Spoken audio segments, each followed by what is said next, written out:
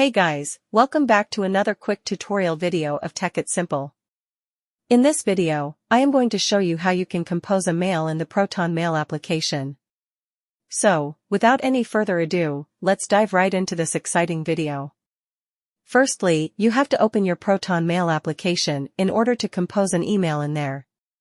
And after going to the application, simply click on this compose icon in the top right corner from your inbox tab. Now, after clicking there, this page will appear. After coming to this tab, you just simply have to put the email of the person that you want to send the email to, and then you have to enter your subject of the email. Then, you can create the email in this tab here. After writing the email, just simply click on this send button in the top right corner. By following these very easy steps, you can easily compose and send the email in the Proton mail application. I hope this video was helpful for you.